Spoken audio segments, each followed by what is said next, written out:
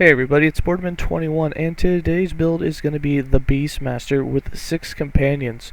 This is just going to be an updated video to our previous video from patch 7.6. We wanted to update it to make sure all of our builds are updated to the most recent patch, which is 7.7F as of this video. And basically there wasn't very many changes for the Beastmaster or companions at all in the most recent patch. Edra's Blessing did get a skill tree, but we're not going to be using that in this video. Other than that, everything's basically the same. We did change a lot of the gear up. We have dodge with us. We gave the minions a lot of dodge, which is very powerful for them. They can make it to wave 200 now without even dying, and that's not even with a whole bunch of spamming Entangling Roots. We do heal them. We almost have 100% uptime on Entangling Roots, but since it got nerfed, we don't have them in 3 patches, so with just 1 patch of Entangling Roots for them, the fact that they didn't die by wave 200 I thought was really cool, and that's just due to them having a lot of dodge. With that, I'm going to give you some gameplay of it, go through the skills, show you the gear, and with that, let's go ahead and get into it. For skills, we're going to be running Thorn Totem, Wolves, the Bear, Entangling Roots, and Ice Thorns. For Thorn Totem, we're using this as it's procced for when we hit an enemy. So since we have Ice Thorns that'll be hitting enemies all of the time, and we have 2 idols that give us a % chance to summon Thorn Totem on hit, this will just mean that as we run around, Thorn Totems will be generated up, and every time they disappear they'll do poisonous clouds, and their poison damage stacks with our companions' poison damage, so them working together just gives you some more damage, and they block projectiles, so it's really nice when you hit an enemy from a distance, 5 pop up around you and they can block projectiles and help with your survivability. With that, we have 3 points in Forested Expanse for maximum amount of Thorn Totems, 3 points in Internal Forest for duration, 1 point in Grooved Mind so that they are all summoned at once, 2 points in Memories of Edra for the cooldown recovery speed, which doesn't apply to us but does unlock the Poison Branch, which we have 5 points in Venom Tipped Thorns for 100% poison chance on its firing of thorns, 2 points in Lasting Affliction for 30% increased duration, and 4 points in Rotten Core so that every time the totem dies or if you spawn Thorn Totem over Thorn Totems and then disappear, that counts as death. And when this happens, each Thorn Totem, each one of all 5, will create its own poisonous cloud that poisons enemies over time. For Summon Wolf, we're using the wolves. We're not using the Fang or the Claw amulet, so we needed on the right side to get all the way to safety in numbers. So with that, we did a lot of bleed damage as well as poison. So in this case, we have 1 point in Canine Agility, 3 points in Serrated Claws to unlock the 1 point in Crippling Wounds, and 1 point in Safety in Numbers. We also have 4 points in Patient Hunters for that damage over time, which you are going to need for the incredible amount of damage that we do. And then you also need the +1 maximum companion, so we put 2 points in Savage Hunters, 1 point in Victory Howl, 3 points in Tundra Stalkers, 1 point in Winterborn, 1 point in Pack Hunters, and 2 points in Frozen Fangs. Now there is a slight bug. Frozen Fangs, the Ice Bite, actually doesn't seem to do more damage than a regular attack, but it does lay down hits on all of them, and since we don't really care about its damage, we just care about them applying the poison on hit to all enemies. We're still in it, we're still using it, and it's still effective. But if you want to put these 2 points somewhere else, I would go with the bleed chance, maybe some more dodge. They don't really need more dodge than they already have, or maybe an increased chance to howl on kill. For Summon Bear, we're using Bear as a complete retaliation bear instead of the Scorpion. So in my last build we were running the Scorpion, and the reason for that was Entangling Roots gives a huge boost for that poison chance to wolves and to the Scorpion. It doesn't give it to the bear, but the reason we went for the bear is the one thing that will kill the wolves, and the wolves don't die very often because they have such high dodge that they tend to always stay alive. The only thing that will kill them is damage over time. Now, damage over time is the bear's best friend. If you can have the bear sitting on damage over time, whether it be poison pawns or void spikes or some sort of poison over time that doesn't do a lot of damage, won't kill it instantly but will kill it over a few seconds, the bear retaliates so much it just wipes the screen of everything with its retaliation. So if all your wolves go down, the nice thing is the bear will kill everything off before it goes down, and then you can go in and revive them all relatively easily. So with this we have 4 points in Thick Hide for as much health as possible, 1 point in Retaliatory Thorns, 2 points in Winged Thorns, 1 point in Lacerating Claws, 1 point in Thorn Bear, 2 points in Barbed Thorns, 1 point in Ursane Endurance, 5 points in Nightshade Bear, 2 points in Rapid Thorns, 1 point in Piercing Thorns. Now, a lot of people ask, why do I have 2 points in Barbed Thorns?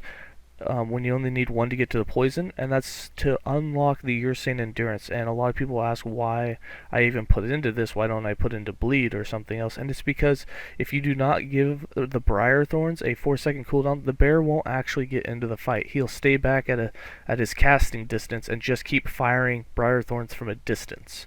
So if you do this, he'll actually fire it once and then he has to wait 4 seconds to do it again, which means he'll run into the fight into melee range and then go back to swiping and doing his normal claw attacks or whatever he does, and it allows him to get hit to retaliate with the poison. And we also put the 2 points in Wing Thorns so that the retaliation thorns go as far as possible, and then with that we also went with the piercing so that it will go through all the trash mobs, through everything, and it will just clear whole maps when he's standing on dot or taking a lot of damage. For Entangling Roots, this is the only thing that's really changed since the last patch. This skill got nerfed.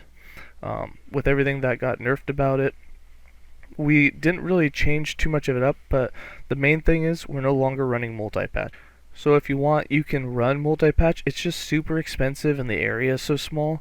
If you do multi-patch, I would recommend doing it in a line and possibly even getting the 4th patch. But since we're not putting any points in duration, it was just the most easiest and convenient to use with using a solo patch. It keeps the cost down, it keeps the duration up, and it keeps the area high. So with that, we have 4 points in Nourish for 40 healing a second. You'll notice that's less than the 4 points used to be. This used to be 60 instead of 40, with up to 75 at 5 points. The healing is now 10 points per point instead of 15. We have 1 point in Bountiful Harvest, 1 point in Mana Bloom, and 3 points in Fleeting Grove. You definitely want that mana efficiency, as the skill did get a raise in its base cost. We also have 2 points in Imbued Sap, 3 points in Beastmaster for that maximum area, 4 points in Venomous Pack, 1 point in Frenzy Roots, and 1 point in Memories of Spring. The Memories of Spring is super nice for letting them keep that buff for 3 seconds after they've left the area, so if you aren't able to run right up next to them to cast Entangling Roots when it's disappeared, luckily you have 3 seconds to find a way to do it before they start losing a lot of their damage and they lose their heals.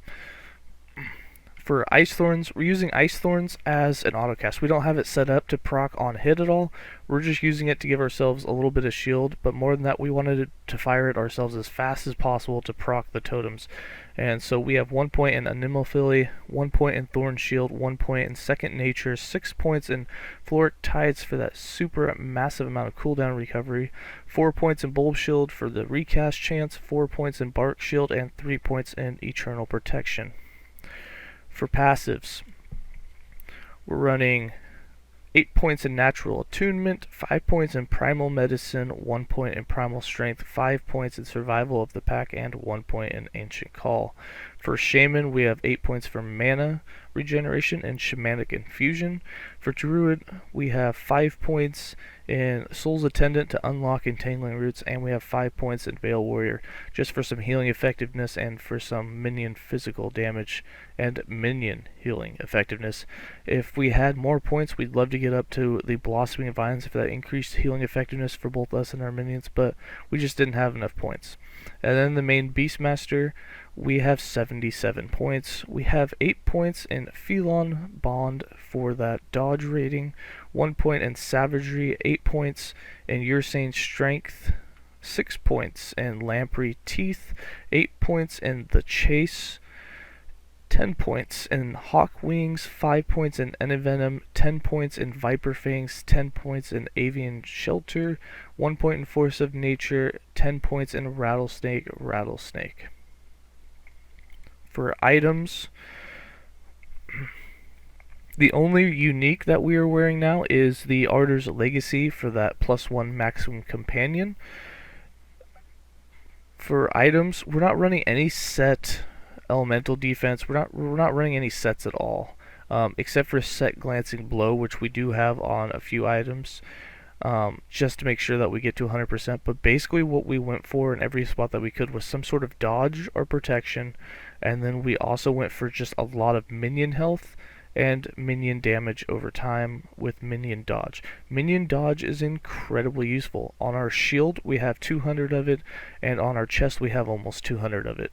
And with that much minion dodge, I think we've given them about 1,000 dodge overall. They just never get hit a lot of the time, and so they have a lot of opportunity to either be healed by our roots, or they have the ability to leech it for themselves. And then for idols, we have 2 idols for chance to summon a Thorn Totem, and then we have 2 for our own healing effectiveness for when we are getting hit from a distance and need to recover. For my stats, you'll see we do have over 100% glancing blow, we do have some block chance, and our protections aren't super high, but we don't need them to be super high since we just want to make sure we don't get hit. Keep your distance, stay away, and the one thing that's super helpful for us is since we're running Ice Thorns and it's always going off, we're always proccing the haste chance on hit, which is 100%. So whenever Ice Thorns hit, which means that you'll have 100% uptime of haste with this, you have 30% increased movement speed. That, along with on your boots, make sure that you have some movement speed on these. In our case, we have 26% movement speed total. We tend to move pretty quickly throughout the map, and that allows us to dodge projectiles. Just never get in range of like a beetle's main hit. Never get really close to any mobs. There's no reason to be within range of a death screech or anything, and projectiles from a distance are usually pretty easy, especially when you can just keep laying down the roots, and so things can't move very quickly towards you. You can kind of just stay away. And with that, I'm going to leave you guys with some gameplay.